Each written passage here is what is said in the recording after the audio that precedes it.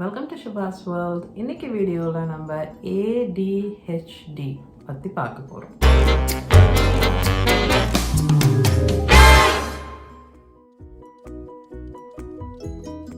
வீடியோட டீட்டெயில்ஸ்க்கு போகிறதுக்கு முன்னாடி shout out time.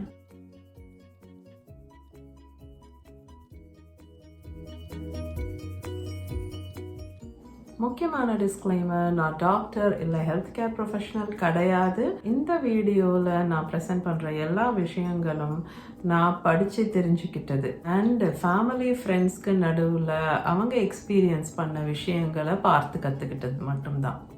ADHDயோட full form attention deficit hyperactivity disorder. ADHD இருக்கிறவங்களுக்கு ஃபோக்கஸ் பண்ணுறது கஷ்டமாக இருக்கும், இன்அபிலிட்டி டு ஃபோக்கஸ் அப்படின்றாங்க.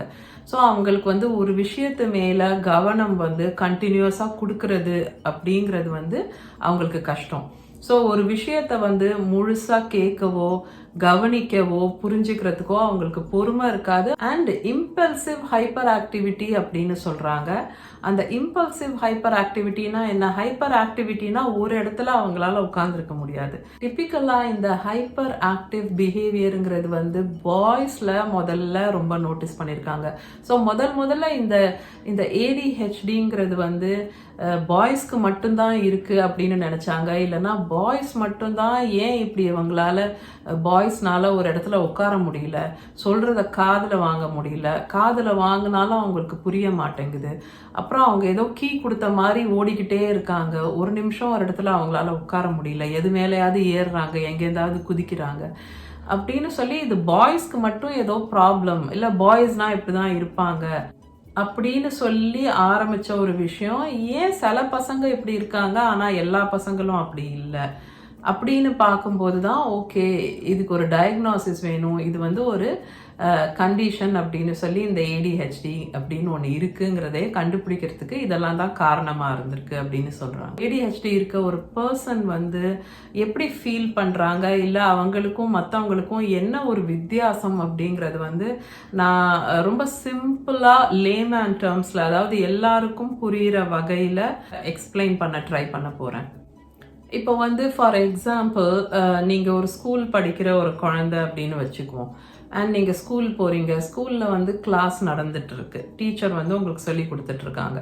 இப்போது ஜன்னல் கிட்ட உட்காந்துருக்கிற ஒரு ஸ்டூடெண்ட் வெளியே பார்க்குறாங்கன்னா, சப்போஸ் ஒரு அணில் மரத்து மேலே ஏறுதுன்னு வச்சுக்குவோம். அப்போ அந்த அணிலை பார்க்குறாங்க, ஓ அந்த அணில் மரத்து மேலே ஏறப்போகுதுன்னு நினைக்கிறேன், அது இப்படி சுற்றி ஓடுது, ஓகே மரத்து மேலே ஏறுது அப்படின்னு ஒரு ஃபியூ மினிட்ஸ் டிஸ்ட்ராக்ட் ஆவாங்க. இது எல்லாரும் பண்ணக்கூடியது. ஆனால் கொஞ்ச நேரத்தில் டீச்சர் கிளாஸ் எடுத்துட்டு இருக்காங்க. ஃபஸ்ட்டு நம்ம கிளாஸை கவனிக்கணும், அப்போ தான் நமக்கு புரியும். ரெண்டாவது, டீச்சர் நம்மளை பார்க்குறாங்க, நம்ம வெளியே பார்த்துட்ருக்கோம் அப்படின்னு கண்டுபிடிச்சிட்டாங்கன்னா அது வேற ப்ராப்ளம் ஆகும். இதெல்லாம் யோசிச்சு நம்ம உடனே நம்ம மைண்டை ரீஃபோக்கஸ் பண்ணி திரும்ப கிளாஸுக்கு நம்மளோட கவனத்தை கொண்டு வந்துடுவோம். கிளாஸில் என்ன நடக்குது, டீச்சர் கவனிச்சுட்டாங்களா, நம்ம வெளியே பார்க்குறோன்னு, டீச்சர் என்ன சொல்கிறாங்க, என்ன சொல்லி கொடுக்குறாங்கன்னு நம்ம திரும்ப வந்துடுவோம். அந்த திரும்ப வரக்கூடிய தன்மை மிஸ்ஸிங்காக இருக்குது ADHD இருக்கிறவங்கள அப்படின்னு சொல்கிறாங்க. ஸோ என்ன ஆகும், ஒரு ADHD இருக்கிற குழந்தை முதல்ல அந்த ஸ்குவிரிலை பார்க்க ஆரம்பிப்பாங்க. அந்த ஸ்குவிரில் சுற்றி ஓடுது, மரத்து மேலே ஏறுது, ஏறப்போகுது, ஏறுது, இது பார்ப்பாங்க. அதுக்கப்புறம் ஆனால் அதையும் ஃபுல்லாக ஃபோக்கஸ் பண்ணுவாங்களான்னா அவங்களுக்கு இன்ட்ரெஸ்டிங்காக இருந்தால் அவங்களால பண்ண முடியும். இல்லைன்னா அடுத்தது அதே மரத்தில் ஒரு பறவை இருக்குன்னா அது மேலே அவங்க கவனம் போயிடும். அந்த பறவை பறக்குதுன்னா அதை பார்க்கும்போது அந்த கிளவுட்ஸ் எப்படி டிஃப்ரெண்ட்டாக இருக்குது, அந்த கிளவுட்ஸோட ஷேப் வித்தியாசமாக இருக்குன்னு அங்கே போயிடும் அவங்க கவனம்.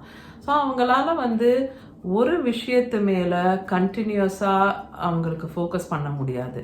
இல்லை முக்கியமான விஷயத்து மேலே அவங்க ஃபோக்கஸை திரும்ப எடுத்துகிட்டு வர்றதுக்கு அவங்க கஷ்டப்படுறாங்க அப்படின்னு சொல்கிறாங்க. இது ரொம்ப காமனாக எப்போ டயக்னாஸ் பண்ணப்படுதுன்னா ப்ரீ ஸ்கூல் போக ஸ்டார்ட் பண்ணுற ஏஜில், அதாவது ஒரு 3 வயசுக்கு அப்புறம் அவங்க இந்த ப்ரீ ஸ்கூல் போகும்போது, இல்லைன்னா ஸ்கூல் ஸ்டார்ட் பண்ணுற டைமில் அவங்க டீச்சர் மற்ற பசங்களோட கம்பேர் பண்ணி பார்க்கும்போது ஒரு டிஃப்ரென்ஸ் நோட் பண்ணுறாங்க. அண்ட் அப்படி தான் இதை பற்றி அவங்க வந்து பேரண்ட்ஸுக்கு இன்ஃபார்ம் பண்ணுறாங்க. இல்லைன்னா மற்றபடி பேரண்ட்ஸ் வந்து தன்னோட ரிலேட்டிவ்ஸ்க்கு நடுவில் மற்ற பசங்களை பார்க்கும்போது ஒரு டிஃப்ரென்ஸ் நோட்டீஸ் பண்ணி காமனாக இந்த ஒரு 3 to 5 இயர்ஸ் தான் இதோட டயக்னாசிஸ் ஸ்டேஜ் அப்படின்னு சொல்கிறாங்க. அண்ட் ரொம்ப இன்ட்ரெஸ்டிங் விஷயம் இதை பற்றி என்னன்னா, காமனாக இது கேர்ள்ஸில் வேறு மாதிரியும் பாய்ஸில் வேறு மாதிரியும் ப்ரெசென்ட் பண்ணுது, இல்லை வேறு வேறு டைப் ஆஃப் சிம்டம்ஸ் இருக்குது அப்படின்னு கண்டுபிடிச்சிருக்காங்க. பாய்ஸ் வந்து ரொம்ப ஹைப்பர் ஆக்டிவாக இருக்கிறாங்க, ஒரு இடத்துல உட்கார்றதில்ல, அந்த மாதிரி சிம்டம்ஸ் எல்லாம் வந்து பாய்ஸில் ரொம்ப காமனாகவும், கேர்ள்ஸில் வந்து அது கொஞ்சம் டிஃப்ரெண்ட்டாக ப்ரெசென்ட் பண்ணுது இந்த ADHD அப்படின்னு சொல்லி கண்டுபிடிச்சிருக்காங்க. இந்த டிஃப்ரென்ஸ் வந்து நோட்டீஸ் பண்ணதால தான் இது டிஃப்ரெண்ட் சப் டைப்ஸாகவும் இதை வந்து பிரிச்சிருக்காங்க இந்த ADHD. ஸோ பேசிக்காக இது வந்து குழந்தைங்கள்ல மட்டும்தான் இருக்கா, இல்லை குழந்தையா இருக்கிற ஸ்டேஜில் மட்டும்தான் இருக்கானா? இல்லை, ஆக்சுவலி நம்மள நிறையா பேர் ஆஸ் அடல்ட்ஸ், பெரியவங்களில் கூட நிறையா பேருக்கு ADHD இருந்திருக்கும் அவங்க குழந்தையா இருக்கும்போது அப்படின்னு சொல்கிறாங்க. அப்படிப்பட்டவங்க வளர்ந்து படித்து முடித்து ஒரு வேலைக்கு போகிற ஸ்டேஜில் கூட அவங்களுக்கு சில டிஃபிகல்ட்டிஸ் இருக்கும். ஃபார் எக்ஸாம்பிள், நேரத்துக்கு ஏந்துக்கிறது, கிளம்பி ஆஃபீஸ்க்கு டைமுக்கு போகிறது, இல்லை கொடுத்த வேலையை புரிஞ்சுக்கிட்டு ஒழுங்காக செய்கிறது, இல்லைன்னா அந்த வேலையை முடிக்க வேண்டிய நேரத்தில் முடிக்கிறது, இது எல்லாத்துக்குமே அவங்களுக்கு சிரமமாக இருக்கும். ப்ளஸ் ஒரு ஆர்கனைஸ்டாக இருக்க மாட்டாங்க. ஸோ ஒரு வேலை கொடுத்தா இதை இப்படி ஆரம்பிக்கணும், இத்தனை நாளில் முடிக்க முடியும், இந்த டைமில் முடிச்சிடணும், இந்த மாதிரி செய்யணும்னு அவங்களால அவங்க தாட்ஸை, அவங்க எண்ணங்களை வந்து அவங்களால ஆர்கனைஸ் பண்ணி அதை க்ளீனாக முடித்து சொன்ன டைமில் முடித்து கொடுக்க முடியாது. ஸோ இந்த மாதிரி ஸ்ட்ரகிள் பண்ணுறவங்க தான் வந்து குழந்தையிலேருந்தே அவங்களுக்கு வந்து ADHD இருந்திருக்கும், ஆனால் அவங்களுக்கு வந்து டயக்னாசிஸ் இல்லாமல் இருந்திருக்கும் அப்படின்னு சொல்கிறாங்க. ஸோ அடல்ட்ஸ் நம்மள மாதிரி பெரியவங்கள்லேயும் நிறையா பேருக்கு ADHD இருக்குது அப்படிங்கிறத புரிஞ்சுக்கோங்க. அண்ட் இதோட கேரக்டரிஸ்டிக்ஸ் பொறுத்து ADHDயை 3 சப் டைப்பாக பிரிக்கிறாங்க.